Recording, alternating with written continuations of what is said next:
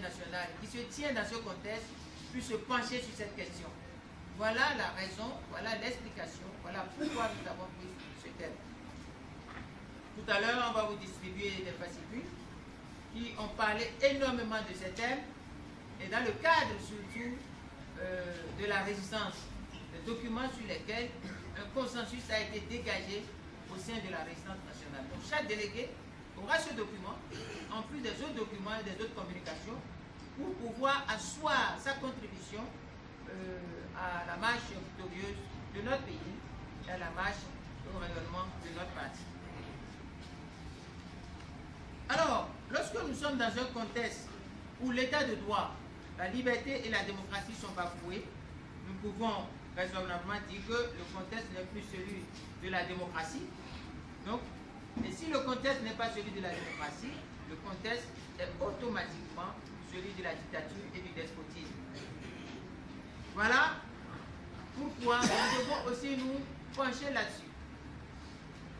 J'ai l'habitude d'expliquer, de constater avec vous que la rupture, au lieu d'être une rupture avec les mauvaises pratiques qui ont jalonné le régime, le pouvoir du changement et de la refondation, non, la rupture est apparue comme une rupture avec les principes démocratiques et un renouement avec les pratiques du changement-refondation.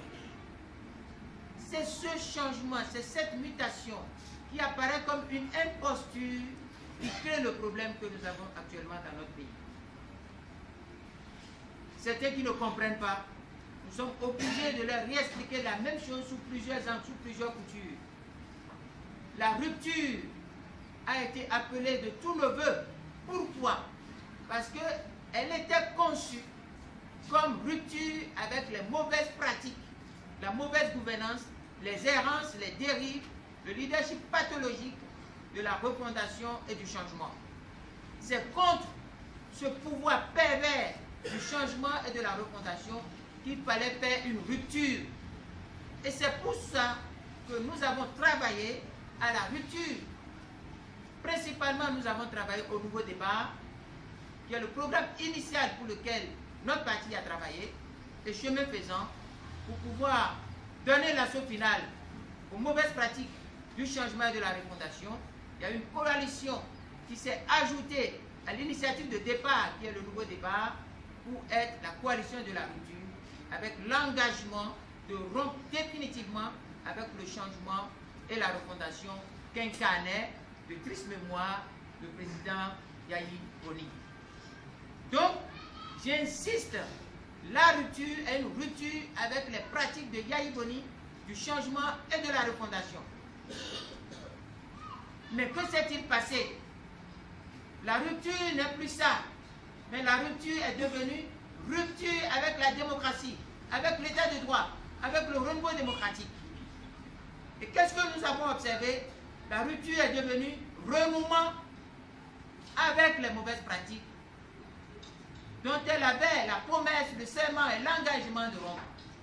Avec lesquels elle avait la promesse, le serment et l'engagement de rompre. C'est cette imposture qui crée le problème et qui a nuit dangereusement à la liberté, qui a nuit à l'état de droit, qui a nuit à la démocratie, au point même de nuire à la vie des citoyens de ce peuple. Voilà la problématique qui est la problématique autour de laquelle nous devons nous pencher sérieusement. Il n'y a pas de sujet tabou. Nous ne sommes pas des dieux, nous sommes des hommes politiques. Et parfois même, la politique, toute la politique est une affaire d'opinion. Et l'opinion est ce qui fait la politique fondamentalement. Il est normal que nous réajustions notre raisonnement, notre perception, que nous affinions nos yeux sur cette question. Et c'est la tâche à laquelle nous vous convions aujourd'hui. Une fois que nous avons montré le contexte, une fois que nous avons réexpliqué ce que c'est que la rupture sans rentrer dans les détails, parce que vous le savez, Lorsque Patrice Talon, pour un exemple, et nous allons voir dans les ateliers, quand il voulait prendre le pouvoir, il a dit que le pouvoir exécutif est surpuissant et qu'il faut casser cette surpuissance.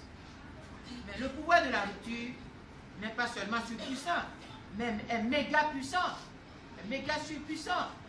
Et il faut casser ça. Si lui-même avait pensé que le pouvoir surpuissant de la refondation, du changement était surpuissant et qu'il faut casser ça, lorsque son propre pouvoir devient méga puissant, il doit savoir que nous devons casser cela. C'est une règle normale. Voilà, c'est un exemple. Je ne veux pas m'éterniser sur les exemples. Je donne quelques dérives. Vous voyez par exemple tout ce qui se passe, la restriction des libertés. Hier même, il y a eu une fête, ou avant-hier, non? Il y a eu la fête des croyances endogènes. Je ne parle pas de religion, de croyances endogènes. Et au cours de cette fête, il y a eu des autorités administratives qui ont pris des décisions d'interdire la manifestation de certaines divinités dont l'essence est de parcourir les rues. L'essence de certaines divinités, c'est de parcourir les rues. Ces divinités n'ont d'autre endroit que les rues, que les places publiques. Et je viens d'un milieu où les divinités sont fortes. Je viens d'Abomey, je suis Nago, je suis Yoruba. Et nous savons qu'il y a des processions de nos divinités. Pour passer d'un endroit à un endroit, il y a les processions. L'autorité administrative interdit la manifestation des divinités dans leur espace, dans leur réalité, encore qu'alors même que c'est une fête qui est reconnue par les lois de la République. C'est des manifestations de restriction des libertés. Et il faut réfléchir là-dessus. Les exemples sont légion et je ne veux pas m'éterniser là-dessus. Mais face à ces dérives de la rupture, ces dérives qui ont atteint leur maximum avec l'exclusion de tout un peuple des élections législatives, en omettant même la définition du peuple, la définition du pouvoir législatif, la définition du Parlement.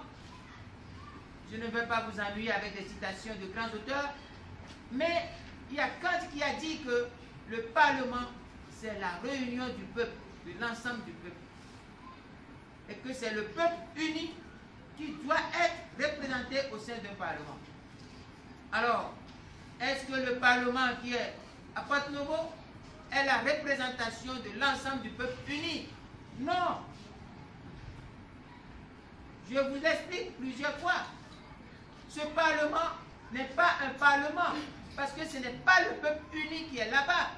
C'est les copains, les copines, les coquins, les amis de Patrice Talon et de ses proches qui sont là-bas. C'est les gens qui sont soumis à Patrice Talon qui sont là-bas. C'est ça ce qu'il faut voir. Ces personnes ne représentent pas le peuple. Et lorsque le peuple n'est pas représenté, il n'y a pas la démocratie. Parce que toute la politique représentative et démocratique est fondée sur le peuple. Vous aurez l'occasion